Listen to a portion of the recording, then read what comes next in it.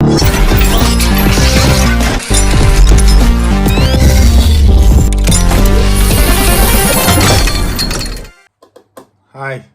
the counter press is here again. It's me, Fiifi-Manfred on YouTube, and there is big breaking news from Chelsea Football Club. Three sets of breaking news from Chelsea Football Club. I'll run you through all of them. There is huge updates from Chelsea Football Club, but you need to be here. First of all, before we even go on, I want to say thank you, like I always do, to everybody who has subscribed, everybody who has liked, everybody who has shared the channel. I want to say thank you. Do what to subscribe, do what to turn the notification button. It's important, guys. Do what to subscribe and turn on the notification button. Very, very important. Just so when breaking news like this do come, you are the first to get it. Again, my name is Fiifi-Manfred here on Fiifi-Manfred on YouTube. Show name is the Counter Press. I'm grateful. Thank you for your time. But let's get straight into it. Today is Wednesday here in Ghana, but by Sunday, something dramatic may happen in the transfer window. Seriously. Clear League and Todd Boehly are funny set of people. Natural business people, people who own an equity company. I mean, if you know the story of equity companies, they literally go and buy businesses that are failing and then they revive them. In the layman term, that's what they do. Essentially, when they bought Chelsea, it was a Chelsea team in a tumultuous state. Owner was being literally pushed out of the UK by the European Union, and the issues of Russia and Ukraine, his issues with as a Russian oligarch and with Vladimir Putin and whatnot. They have come in, and the quest is to steady the ship at Chelsea and get it to be a steady, viable, competing entity in Europe again. So that is their daily bread. That's their modus operandi. They do these things for a living. Now, this is the bigger story from the big footballing perspective.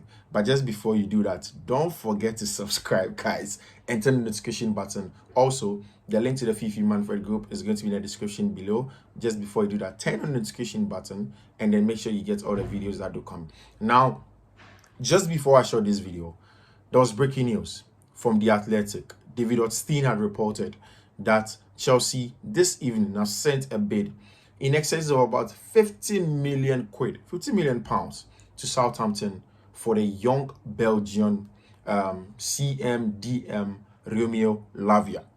But we already know that Lavia has been courted by Liverpool. Liverpool has sent about 3 different offers to Southampton. They've turned all down. They've decided to keep the Belgian. They said that Liverpool have not met their evaluation of the player. Even after selling Fabinho to Saudi Arabia, Liverpool really haven't met that. Yet Liverpool had discussed personal terms with Romeo Lavia, but they had not finished with Southampton. Chelsea are looking to get a deal done quickly because they see Romeo Lavia as a possibility for Moise Caicedo. Now, mind you, yesterday, Chelsea had also reportedly sent the release clause for Tyler Adams, 20 million pounds, to Leeds United, and they were looking to discuss a structure in which payment will be done. Now, I'll tell you why these players are all integral and why there is the need for some analysis and the needs that's coming. Now, I do not doubt that Chelsea have bid for Romeo Lavia. He's an exceptional player. He's 19 years. For under 21 midfielders in Europe, nobody comes close to him. He is much more ball-sided. Build-up, progression, retention, progressive passes, line-breaking passes, switching of play, diagonal balls, all of these things, he is that guy. And yes, if you ask me about Romeo Lavia's feelings, his feelings in the defensive thirds of the game, he is not the kind of guy that excels in a single 6 role or as the non-ball side in a double 6. He will thrive much more in a better structure when he wants Romeo Lavia. Now, Chelsea wants to get a defensive midfielder. It's very, very important for them to get a defensive midfielder. And they're pushing hard to get Romeo Lavia. But the bigger news is that Chelsea this weekend have a plan to get Moises Caicedo to come to the bridge. Whether for presentation, whether to be a part of the team, some way, somehow, on Sunday, when Chelsea play Liverpool, they want Moises Caicedo to be there. Now, you see, it's a big deal. Chelsea know that where they are as a club, they want Moises Caicedo. And I've said it several times. Caicedo leaving Brighton's training camp was not because he was injured. He was spotted in London with his agent. They are there because they want to get Chelsea to go in with a third and final bid.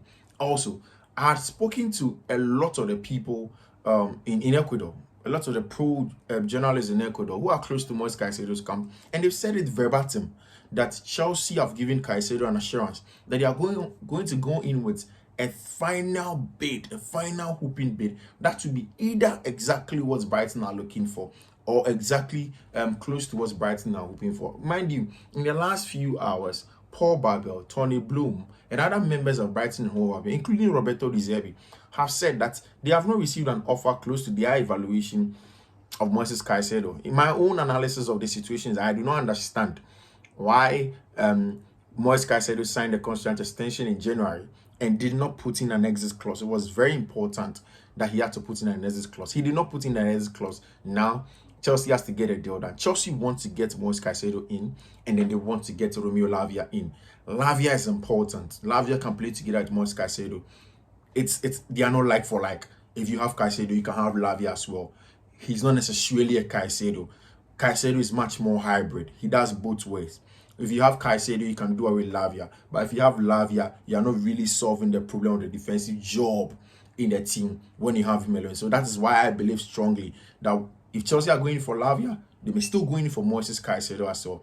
Before I even do the tactical comparison between Lavia and Moises Caicedo, you should know that in Bayern, according to KK and Build and a lot of the Bayern outlets, they have been unequivocal that Thomas Tuchel has said it that he wants Kepa Arrizabalaga into his team, and they are looking for options. One, they were looking for a loan with an option to buy. Mind you, Chelsea brought in Robert Sanchez for a long-term Chelsea #1 deal. As it stands now, unless Kepa Arrizabalaga leaves. But mind you, let me let you know that if Kepa Arrizabalaga is going to leave, Chelsea would want it to get him off the books totally, not necessarily to go on loan. They would want him to leave totally so that they can move on to another goalkeeper.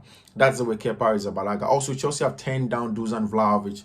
Mauricio Pochettino, like I told you in my last video, is not really a fan of Dusan Vlahovic. He would want to build with Armando Broja and then, of course, Nico Jackson. They're not necessarily put any pressure on his attacking forces. To calm down, build a solid, formidable side that is possible to win. So that's it in there. But why do I say that Caicedo and Romeo Lavia can play together? And you don't necessarily have to